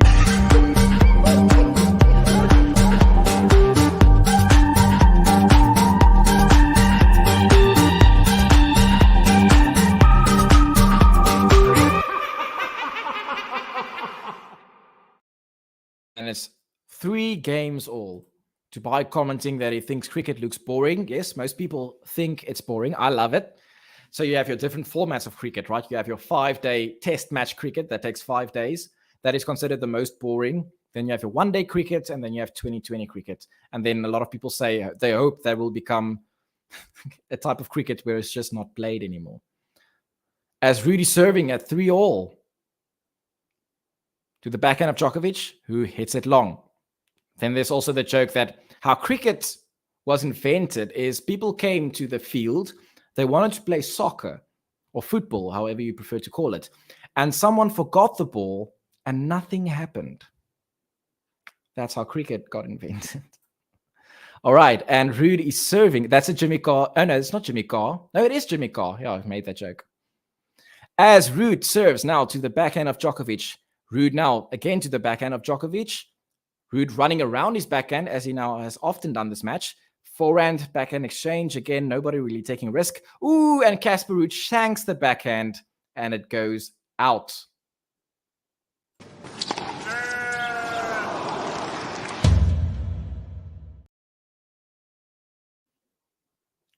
All right. Ruud serving at love 15. I apologize for being behind on the scoreboard. As Ruud is serving to the forehand of Djokovic. Now forehand of Djokovic to the forehand of Ruud, who hits his forehand wide. And it's love 30. And this is Djokovic's chance. And you can see, he knows it. Djokovic is like, yes, yes, yes, going with his racket. He knows this is an opportunity to really now close out this match and not drag it out too long. Love 30.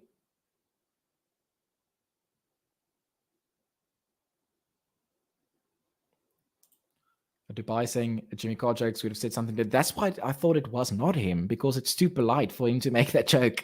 But it was definitely him that made the joke. As Ruud serves an ace, he serves an ace.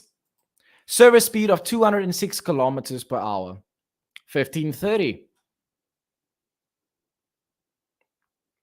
I've got a great question here in the chat. I'm going to star this, and then I'm going to address this after this game. As Ruud serves at 15:30 to the forehand of Djokovic. Ruud now with the forehand to the forehand of Djokovic. Djokovic is in control in this rally. Ruud now with a forehand to the forehand of Djokovic. Ruud gets there to the backhand. Djokovic with a forehand to the forehand of Ruud.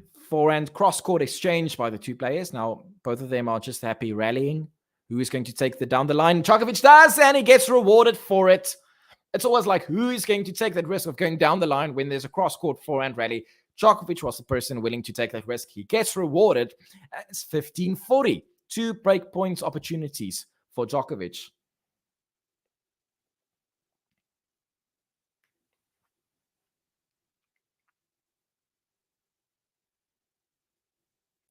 Nice forehand and down the line. And Casper Ruud is now facing 2 break points.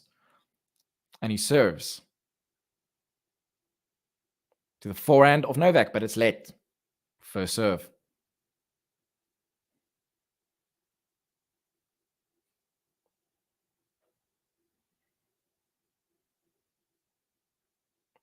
As Ruud serves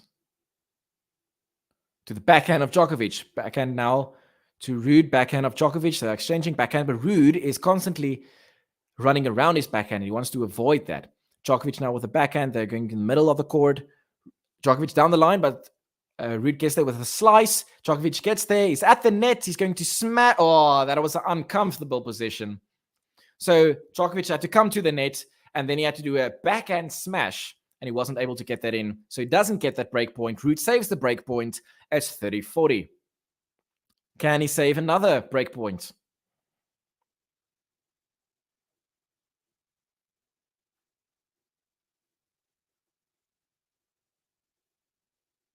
Chance missed. He has another chance. Let's see. 30-40. Ruud serving. A fault. Second serve. And people are applauding the ball kid catching the ball. As Ruud serves his second serve. To the backhand of Djokovic.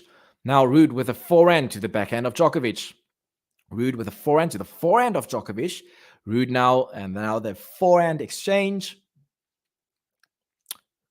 And Djokovic hits it long. And Ruud saves 2 break points. How telling will these 2 points be later in the set, and therefore maybe later in the match?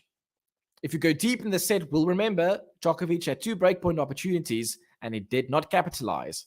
And it's due to errors made, and not due to winners made by Ruud. As he serves at deuce, Casper Ruud at 3-all. To the out, fault, second serve.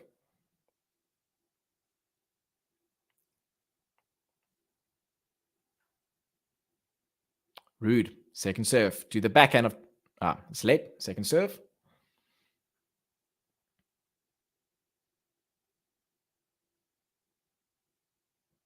As Ruud serves to the backhand of Djokovic, who steps into the court. Djokovic is now hitting the backhand to the backhand of Ruud. Djokovic now backhand exchange between the two players. And Ruud goes down the line, but he hits long. And it's advantage Djokovic. Can he capitalize on these breakpoints and make sure that this match doesn't stretch longer than he would want it to?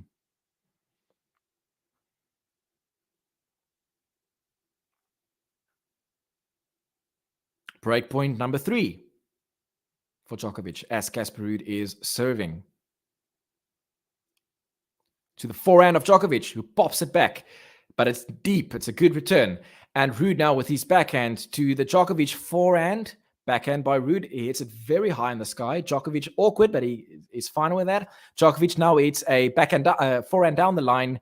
Now Djokovic with his forehand is coming to the net. Oh, and that's a brilliant pass by Casper Ruud. And it's deuce. Djokovic came to the net, but Ruud was able to hit his backhand down the line. It was tactically very good, and it's also difficult to execute because that's a high part of the net.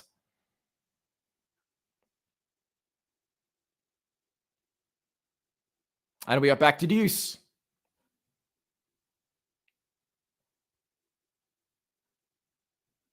All right, let's see. This is a long game. This is now 7 minutes in this 3-all game. As it's deuce, Ruud serves to the forehand of Djokovic. It's a good serve. And it's advantage Ruud. Djokovic is frustrated once again. He's like, hands in the air showing towards the line. I assume it clipped the line or something. Maybe it created an awkward bounce. As Ruud is now serving to take this game. And he serves to the backhand of Djokovic. Now, backhand exchange between the two players. Backhand exchange. Djokovic is going down the line with his backhand, but Ruud gets there. Oh, no, he doesn't. He hits it long. He hits it long. Djokovic showing the mark. He's sure. The umpire is going to check the mark. And he confirms that it is long. So we're back to deuce. And this game, now approaching 8 minutes, is really getting very long. And the outcome of this game, I think, could have a big outcome on the rest of the set.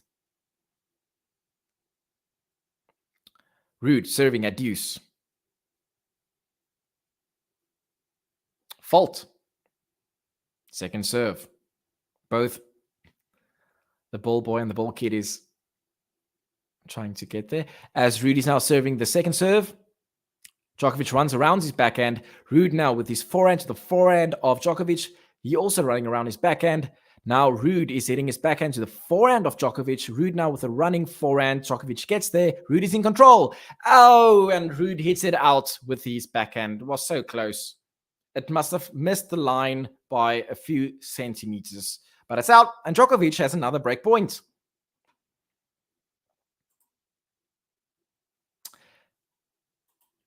The Yaya saying it's a key game here, and I couldn't agree more. I'm getting back to that question relating to underperformers at a later stage. But this game is a key game. Let's see what happens. Breakpoint number 4, opportunity for Novak Djokovic. Ruud, great serve. Djokovic gets it back. Ooh, it's in. Ruud now getting to the backhand of Djokovic. Ruud now with a forehand to the backhand of Djokovic. Forehand by Ruud now to the forehand of Djokovic. Now backhand by Ruud, who hits it in the middle of the court. Djokovic with a forehand, and now they are sort of exchanging rallies in the middle of the court. Nobody taking risk. Oh, but Ruud hits it long, and it's a break by Djokovic.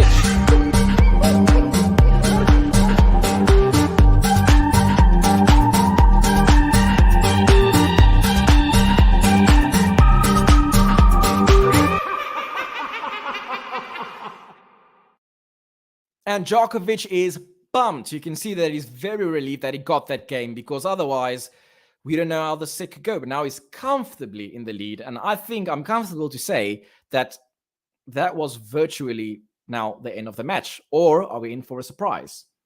Let's get back to that interesting question.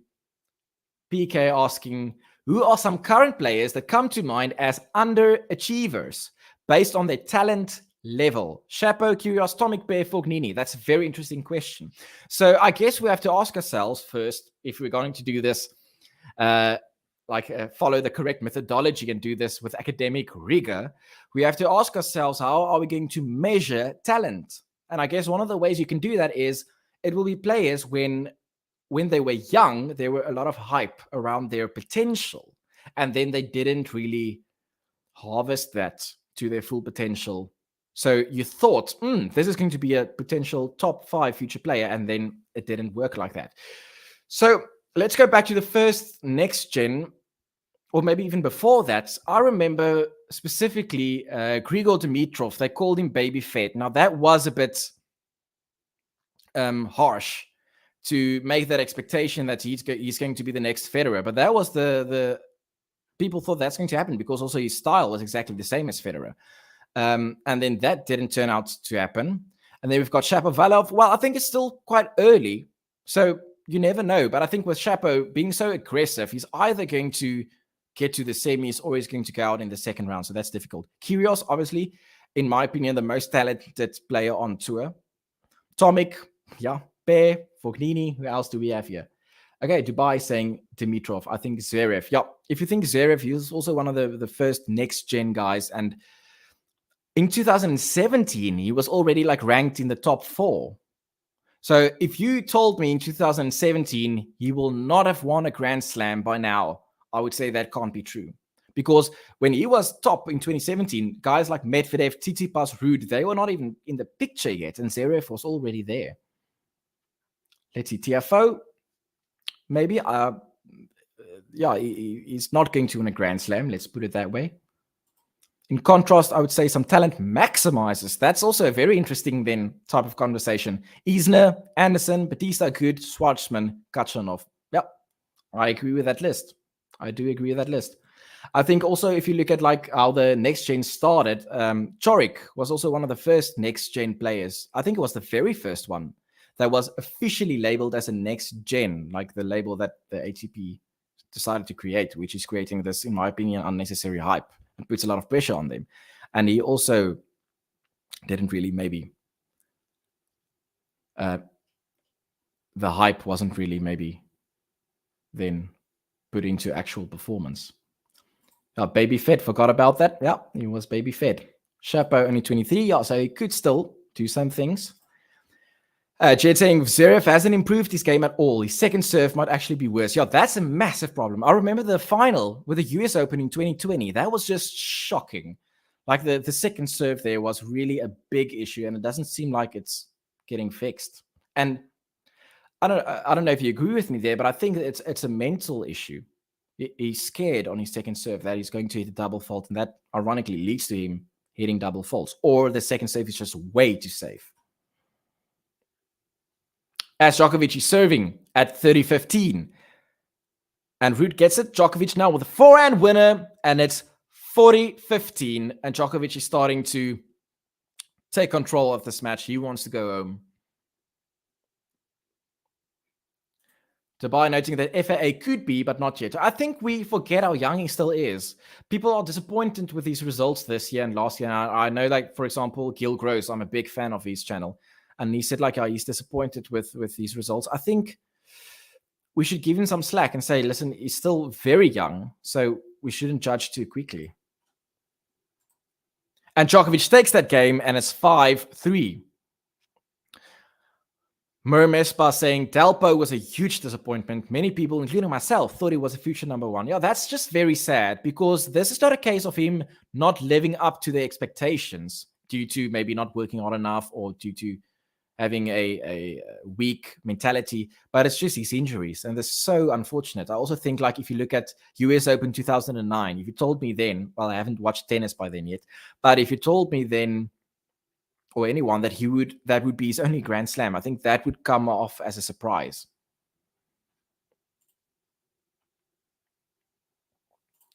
Dayaya saying Zverev isn't going very far. Isn't mentally strong enough. Yeah, I think if you look at his record against top 10 players, I think it's like 0-11, right? Against top 10 players in Grand Slam. So he hasn't even won or beaten a top 10 player in a Grand Slam, and you want to win a Grand Slam. As Rudy's serving, it's love 15. Djokovic is taking control, and he hits that long Djokovic, so it's 15-all. Oh, but Djokovic wants to see the mark. I think, I'm fairly sure that was long, or wide rather. The umpire is looking. He's going to confirm the mark. Let's see. It's out. Umpire saying that's out. And it's 15-all. Ooh, that's a tough question. Is Murray a disappointment? I'm going to go with no. Let's get back to that question now, as it's 15-all. Ruud serving at 15-all. As he serves a fault. But yeah, let me know in the chat. Other people, do you think Murray is a disappointment or not at all? As Ruud, second serve, 2. That's a let. Jared asking which Murray? Andy, Jamie, Judy. And then there's the third Murray brother. I don't know if you follow that Twitter account. It's hilarious. Get to that now. As Ruud serves a second serve to the backhand of Djokovic, who is a very good return. Ruud is not able to get there, and it's 15-30. Djokovic ready to wrap up this match. So there's this this Twitter account, the third Murray brother. Now, he's not really one of the brothers, but it's like he's a comedian, and they have this funny exchanges with Judy Murray, and they actually have a stand-up comedy show that they are doing right now. As Ruud serves, and he's able to, it's a good serve, and it's 30 all.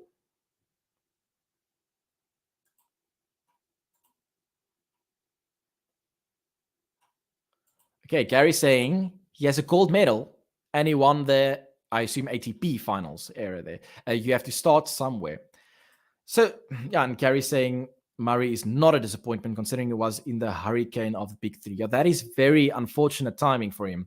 I think if you asked him when he was 10 years old, listen, this is going to be your career. Will you take or leave it? I think he would have said, I'll take that. Because, yes, it's still 3 Grand Slams, but given the era of the big three and given the ATP titles he's won, it's still very, very impressive. And also the Olympic gold medal. As Djokovic is break points and he's going for the match. It's match point for Djokovic. Ruud serves. Djokovic. Oh, and Djokovic gets there. Ruud now going to Djokovic backhand. Ruud now slicing. Djokovic also slicing. Ruud now with the backhand. Forehand of Djokovic for not a winner. I thought it was going to be Djokovic in control. And it's a winner. And Djokovic takes the set 6-3.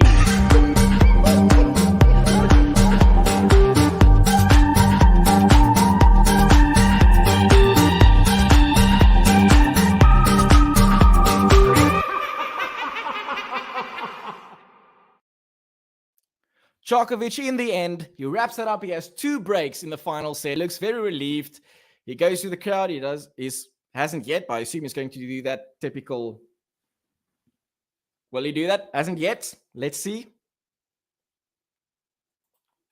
Not yet. He's showing to the. And there he goes.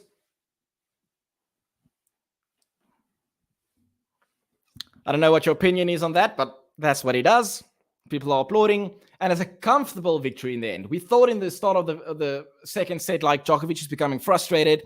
Is Ruud going to make something out of this match? But no, very comfortable. Djokovic winning 6-4, 6-3. Let's say there's still a debate in the chat relating to whether Murray is a disappointment.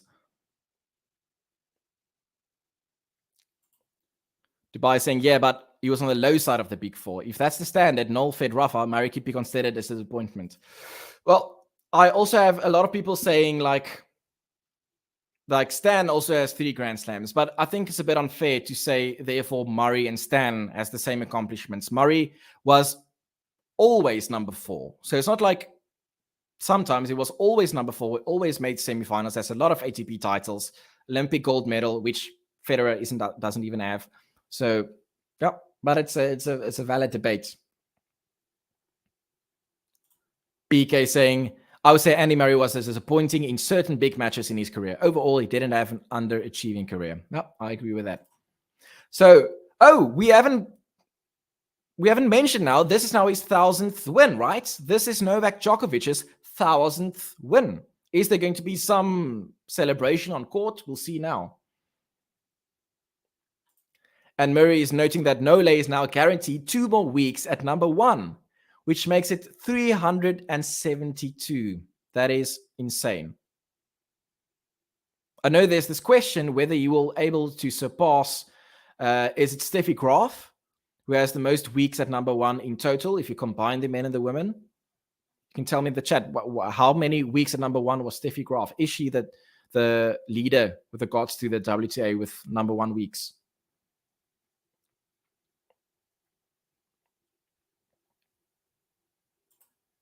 Gary noting what separates the big three from everyone else is that they are incrementally better on their off days. That today is a good example. Yeah, that's a good indication of someone where you can win even when you are playing poorly.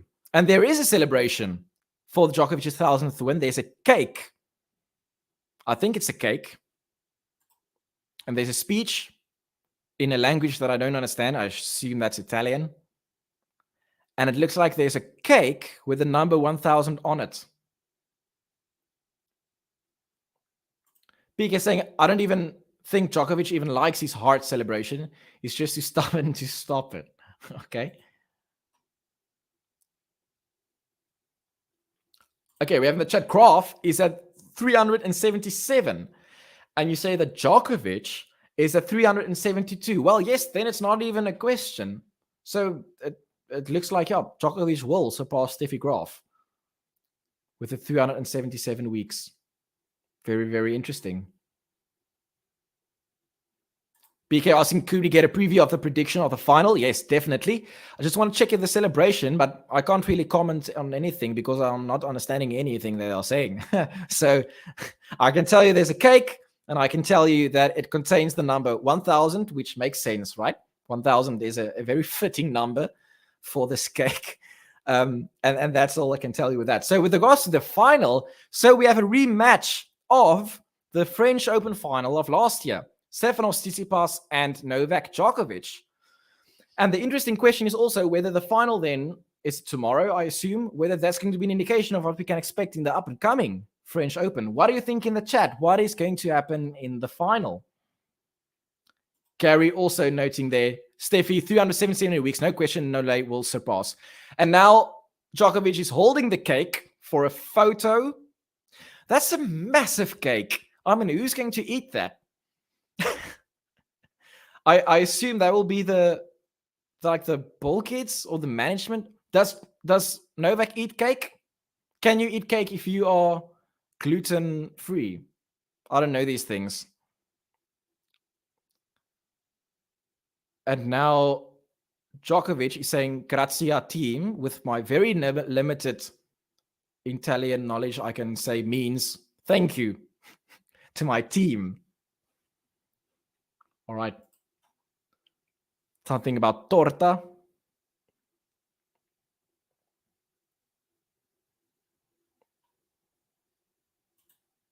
Okay, you said something. That's as much as I can confirm. Jared asking, who's your favorite player? If it's directed to me, my favorite player is Roger Federer. I stay in South Africa, but I went to Shanghai in 2017 to go and watch him play. It was either going to be Shanghai or Dubai, as those were the cheapest options to get tickets for. And I'm glad I didn't choose Dubai because he then lost that year against Donskoy, and he actually won Shanghai, and he played against Rafa, which was insane. And also, it's interesting to note that that was the last Federer final as at the stage. So it's possible that I saw the last Federer final ever. So yeah, I'm a big Roger Federer fan.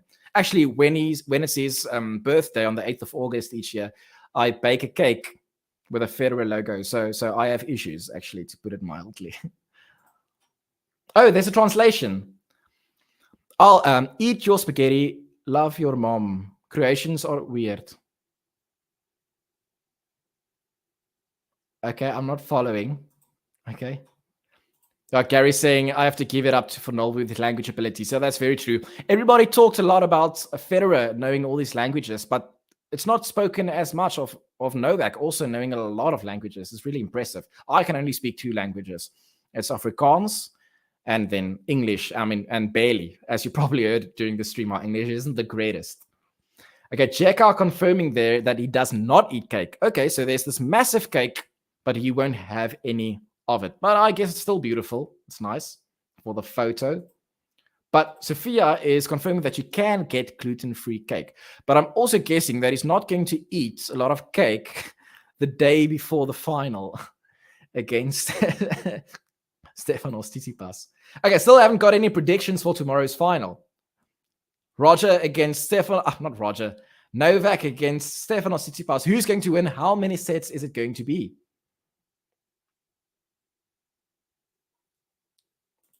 Okay, my face. Was that with the cake?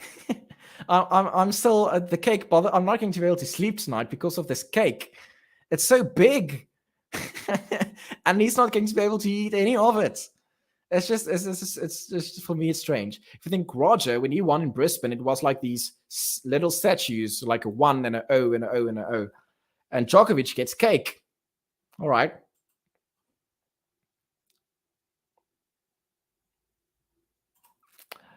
It was a joke. I'm not sure which one. Oh, the translation. Okay, cool. Okay, Gary saying tomorrow Novak in 3. Well, I hope that it at least goes 3 sets. That will make for a nice final from a neutral point of view. It'd be nice if it goes 3 sets. So you're saying Novak in 3 sets. Interesting. He probably will be favorite in the betting. Okay, there's now an interview with Novak. If you're interested in what he's saying, let's see what they are saying in the interview. They're asking me how well did he play. It's very generic. He's saying he started playing fantastic and he slowed down a bit. No. All right, let's see. PK, do you believe Federer has another Wimbledon in him? I got to be honest and say no, I don't think so. But also, when he comes back, I'm just going to enjoy him. I'm going to try not to get upset when he's losing, because for this finale run, I just want to enjoy watching him play.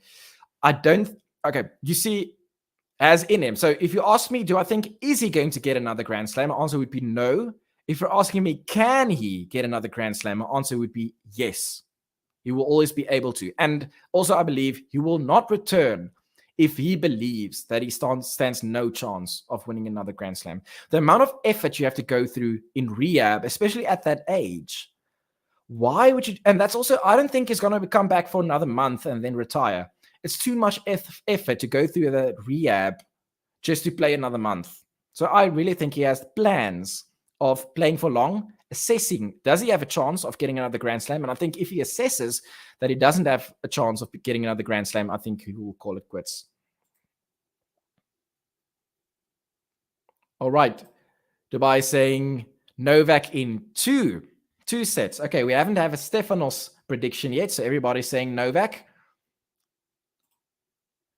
Saying just one of the scores and reasons is my all-time sports hero. It was a very comfortable match in the end by Novak Djokovic in the semi-final of a Masters. That's very, very impressive. Lexi, congrats, Novak. Well done, Casper. Thanks, Alan. Thank you, Lexi. It was very nice having you here, and I hope to see you in the future again in the chat.